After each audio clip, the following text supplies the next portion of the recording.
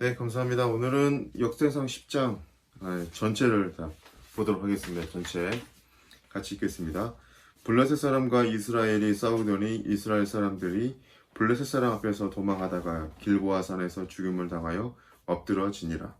블레셋 사람들이 사울과 그 아들들을 추격하여 블레셋 사람들이 사울의 아들 요나단과 아비나답과 말기수야를 죽이고 사울을 맹렬히 치매 활 쏘는 자가 사울에게 따라 미침해 사울이 그 활 쏘는 자로 말미암아 심히 다급하여 사울이 자기의 무기를 가진 자에게 이르되 너는 칼을 빼어 그것으로 나를 찌르라 할례 받지 못한 자들이 와서 나를 욕되게 할까 두려워하노라.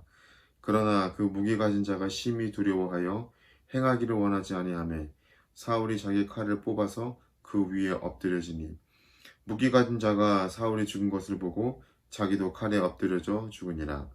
이와 같이 사울과 그의 세 아들들과 그 온 집안이 함께 죽으니라. 골짜기에 있는 모든 이스라엘 사람이 그들의 도망한 것과 사울과 그의 아들들이 다 죽은 것을 보고 그 성읍들을 버리고 도망하며 블레셋 사람들이 와서 거기에 거주하니라.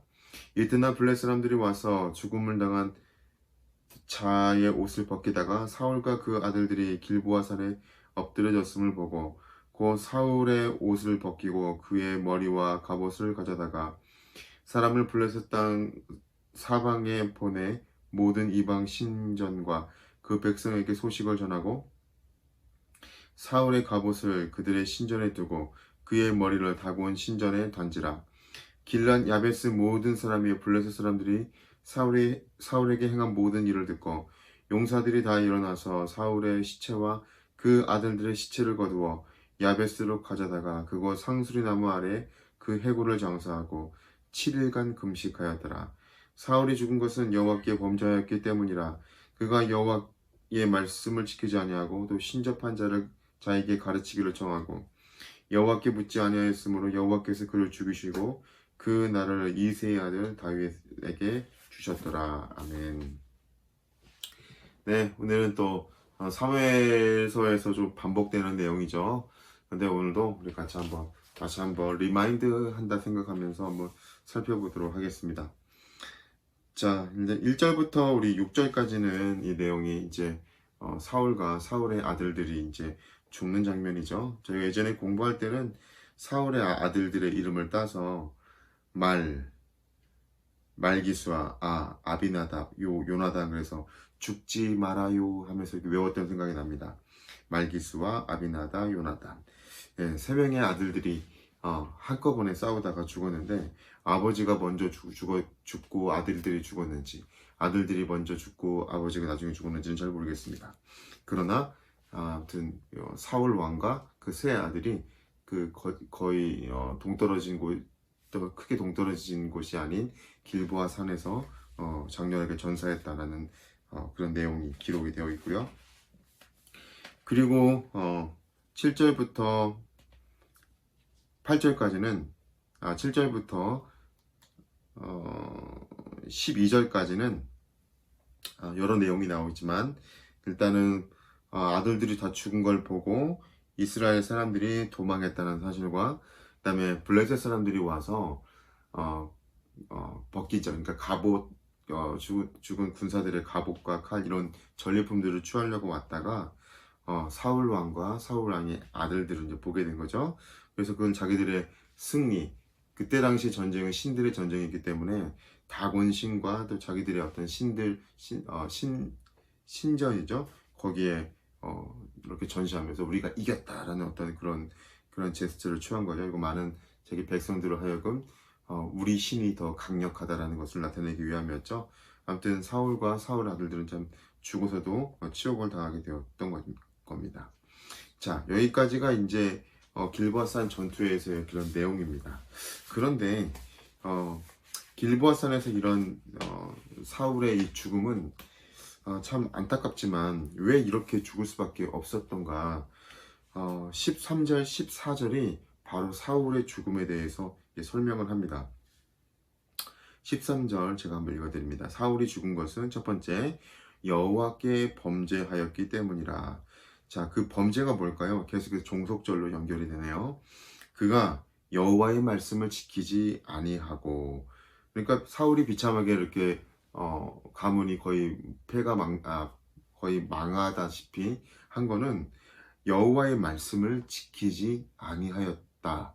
첫 번째고, 두 번째는 신접한 자에게 가르침을 청하고, 엔돌에 신접한 여인을 찾아갔었죠. 신접한 자에게 가르침을 청했던 건 이게 조금 더 넓은 의미로 보면 약간 하나님 외에 다른 신이니까 우상 숭배가 될 수도 있겠네요. 자, 그리고 결정적으로 세 번째입니다. 바로 여호와께 묻지 아니하였으므로. 이 구절은 여호와의 뜻을 따르지 아니하였다는 사실을 거듭 강조하는 표현이고요. 이 표현은 사울이 더 이상 하나님께 속한 자가 아니며 따라서 하나님 편이 되지 못하였음을 지적하는 말입니다. 그러니까 여기서는 이 역대기 저자는 사울이 하나님을 배반하고 오히려 하나님을 반대하는 어떤 세력을 추종하였음을 대조적으로 비교하고 교훈하고 있다는 거죠.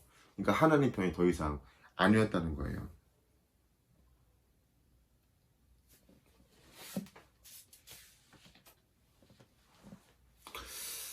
그러면서 마지막에 결론으로 이렇게 이야기합니다. 여호와께서 그를 죽이시고 그 나라를 이새의 아들 다윗에게 넘겨주셨더라. 오늘도 저희 아내와 같이 또 이 말씀을 같이 좀 묵상을 했는데 저도 비슷하게 생각했지만 또 우리 탁월하신 아내님께서 또 이렇게 표현을 해주시더라고요. 하나님께서는 심판할 자를 심판하시고 세울 자를 세우신다. 심판받아서 여호와의 명령을 따르지 아니하고 말씀을 지키지 아니하고 신접한 여인에게 묻고 여호와께 묻지 않았던 이 사울은 이제 길보아 산에서 죽게 되고 심판을 받았죠. 그 이후에 짤막하게 다윗이 언급하며 10장을 마무리합니다. 근데 여러분, 다윗이 어떤 사람입니까? 다윗은 늘 날마다 하나님께 물었던 사람입니다. 블레셋 군대가 쳐들어올 때 하나님 어떻게 할까요? 그래, 앞으로 전면으로 치지 말고 이번에 뽕나무로 돌아가라. 네, 알겠습니다. 이번에는 정면으로 쳐라. 네, 알겠습니다. 계속 묻고 또 묻고 또 물었던 그런 사람. 그러니까 묻는 기도, 하나님께 듣는 기도의 대명사 다윗 아닙니까? 대조적으로 사울은 하나님께 여호와께 묻지 아니하였으므로, 그런데 그 마지막에 다윗을 언급하고 마무리합니다. 다윗은 늘 하나님께 묻던 자였거든요. 그리고 하나님 말씀을 지키는 자였습니다. 우리가 어떻게 할 수 있죠? 여호와께 기름 부음 받은 자를 해하면 안 된다 그러면서 사울을 두 번이나 죽일 기회가 있었지만 그 옷자락만 살짝 잘라가고 그의 창과 물병만 가져가잖아요. 그렇게 하나님께 기름 부음 받은 자, 그러니까 하나님 앞에서 하나님의 사람을 존중하고자 하는 부분들이 있었어요. 하나님 말씀을 지키고 하나님의 약속을 지키고 하나님의 세운 사람들을 존중하고 두려워할 줄 아는 마음이 있었다는 거죠. 신접한 자에게는 전혀 찾아갈 일도 없었겠죠. 자, 오늘의 한 인물은 이제 지는 해로 끝이 납니다. 그러나 마지막에 언급된 한 인물은 이제 당당하게 떠오르는 태양으로, 지금 급부상하는 태양으로 소개를 하고 마무리가 됩니다. 사실 이제 오늘 읽으면서 그런 생각이 들었습니다. 사울이 하나님 앞에 이렇게 범죄하였기 때문이라고 사울이 죽은 이유에 대해서 사울과 사울의 모든 그 아들들과 또 사울의 이런 가문이 몰락하게 된 이유를 설명하는 것을 들으면서 이렇게 반대로 살면 되겠구나 라고 생각했거든요. 그런데 마지막에 그 여호와께서 그를 죽이시고 그 나라를 이새의 아들 다윗에게 넘겨주셨더라. 이미 그렇게 살았던 사람이 있었네요. 다윗입니다. 그러면 다윗의 삶을 더 따라가는 삶을 살아야겠구나. 그럼 다윗이 살아가는 삶이 어떤 삶이었지? 하나님께 물어보는 삶이었구나. 날마다 기도하고 하나님께 묻는 삶. 그런 삶이 하나님 앞에 쓰임 받고 하나님이 세워주는 그런 삶이겠구나. 사랑하는 여러분, 하나님 앞에 날마다 묻고 기도하는 그런 우리가 되었으면 좋겠습니다. 저도 오늘 읽으면서 또 묵상하면서 더 하나님께 더 많이 기도하고 더 묻는 기도를 해야겠다. 특별히 이렇게 말씀을 묵상하면서 하나님의 뜻이 무엇인지 분별하고 또 응답은 더디 되지만 또 하나님께 계속해서 묻는 기도, 묻고 또 묻고 또 물을 때 하나님께서 느린 듯 하지만 정확한 때 응답하신다는 것을 믿고 날마다 하나님 앞에 물으며 나가는 삶을 살아야겠다라고 생각을 해봤습니다. 사랑하는 여러분, 여러분들이 여기서 무엇을 느끼셨습니까?